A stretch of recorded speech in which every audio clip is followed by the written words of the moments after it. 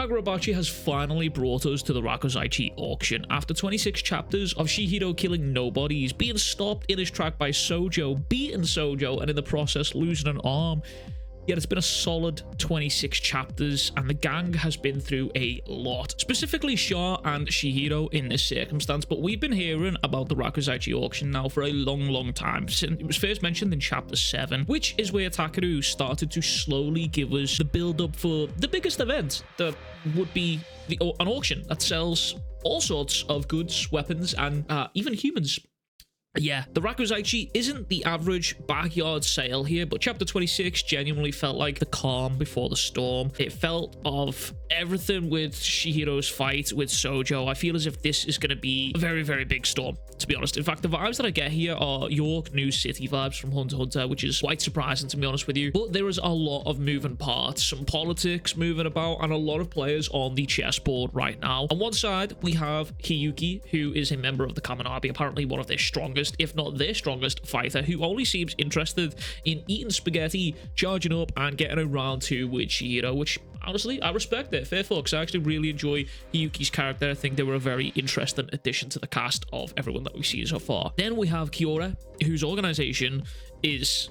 well, I say organization, his entire family is organizing the auction. He is the head of the Sazanami family who are holding the auction. And Kyora's sorcery is the key to said auction happening. His sorcery allows him to store things and people in his warehouse and summon them at will whenever he wants. And right now we don't even know if it's a real place or some sort of pocket dimension, which I think is wildly interesting, which again we talk about in this chapter here, but I'll circle back around to that in a second. But next up we have the Kamen Army right here, who are a government organization waiting to buy up the blade, well, both blades, for any cost, backed by the government, the world basically, in an order or in an effort to avoid any sort of bloodshed or battles and take the swords off the streets basically, which is I think a noble endeavor, I suppose. However, I'm a bit suspicious about them. There was already hints of disgruntlement between them and their players that has been slowly simmering, and it's already been hinted at that a lot of the Kamen Army don't believe in a lot of the blades being taken away from the owners, or they wanted to actually use the blades themselves. And then finally we have Chihiro, who right now has traded his sword for Hakuri's life. Hakuri being the son of Kiora, who is holding the auction. And the problem here lays in the fact that Chihiro isn't 100% sure if he can remotely activate his abilities in order to figure and recon the area that is the warehouse that Kiora owns or has a pocket dimension of. Yeah, so he's trying to figure out where the swords are being held right now. And you see, it turns out the sacred blades have a power by themselves, but they also need the wielder to pour in their own spirit energy into the sword before said powers can start to be used and activated, which is where Chihiro here explains that the side effect, or one of the side effects, that N10 and even Cloud Gouger has, and possibly all of the Sacred Blades, and it's something that I mentioned in a previous video, but Sojo was actually already done something like this where he activated remote activation of Cloud Gouger, and we've also seen Chihiro doing it also. And it is very nice to be getting more lore on these swords and how the power system works within the world itself, because I think for a while now in the story, the characters, the action, and the story, the plot has all been driving the story forward, and it's been driving the series forward, should I say, and we still don't really know how the powers work. But to be honest with you, at first I was a bit concerned about this, but I'm okay with it, because this recent chapter, as I've said, it reminds me a lot of York New City from Hunter x Hunter, and in Hunter x Hunter we waited a fair while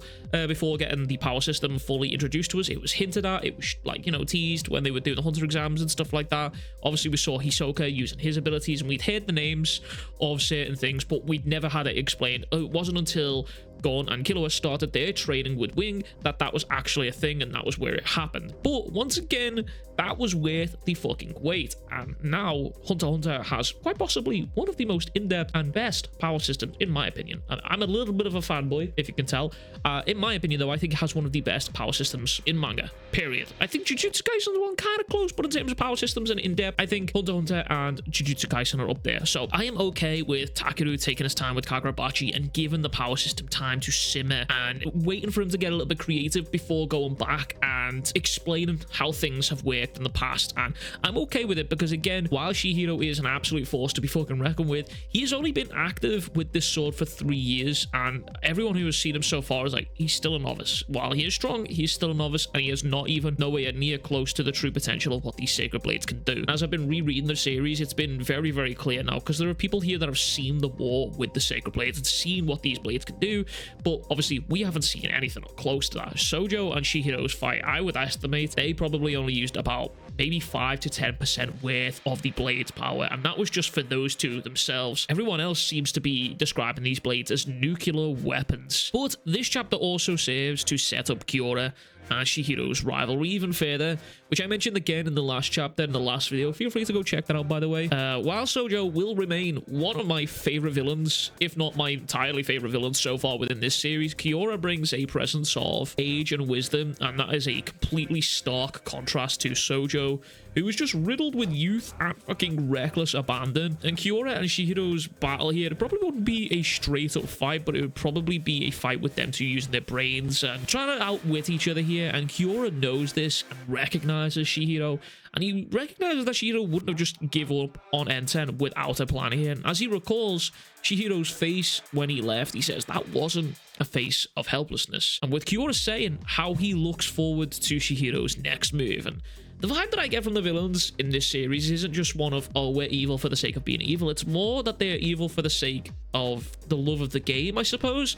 And what I mean by that is that Sojo was batshit crazy. Don't get me wrong, that dude was absolutely, he was insane. He was batshit crazy. Well, he was ready to die learning about the swords and what they can do. He was ready to die in a love for fighting and a love for the swords. And he went out of his way to incite violence and harm to Chihiro and anyone in his vicinity in an effort to learn more about the swords. And Kagura strikes me as the same vein of dude here. He's excited to see Chihiro's next moves because for the longest time, it seems as if the Sazanami family and Kagura himself haven't really gone any sort of challenges. They haven't really gone through any sort of trials or tribulation. They've relatively gone untouched, and they've lived free from danger. From the presence that we've been given so far, these guys are very capable fighters. They're very smart. I mean, Kagura himself has obviously shown a lot of smarts, and the fighters themselves were going toe-to-toe with Chihiro, who was using a blade. I mean, yeah, sure, it wasn't a one-on-one fight. He was getting jumped, but it does make me wonder about Kagura's motives. But now we have Chihiro, who is moving against him and Kagura, and he recognizes that Chihiro isn't just some stupid kid. He is willing to take big risks and make big gambles for the greater good of his goals in taking both the swords that Kagura has back from him. So it is definitely an interesting arc being set up right now, and I feel like this chapter was just a bit of a calm before the storm, because the pacing of Kagurabachi thus far is pretty fast, pretty volatile. So it's very rare that we get these down to earth sort of slice of life calm before the storm chapters. So it is interesting, an interesting arc being set up, and I am genuinely really excited to see where it all goes. But this chapter closes up with the double spread of the panel of the auction and the date, November 8th, the Rakuzaichi auction, which I am extremely excited for. Genuinely, I can't wait for chapter 27. I've said this a couple of times now, but I'm genuinely finding myself more excited for Kagurabachi's chapters recently than Jujutsu Kaisen. More so Kagurabachi than anyone else right now. I mean, Chainsaw Man's got my attention right now, but Kagurabachi is definitely leading the way for me in terms of levels of excitement here. But anyway, that is everything from me. I hope you all enjoyed this video, and if you did, please be sure to like and subscribe, as that always helps me out. And if you want to help consider keeping the dream alive here, support me on Patreon, as that always helps as well. And as always, I will catch you guys all in the next one. Much fucking love, big fucking kisses, peace.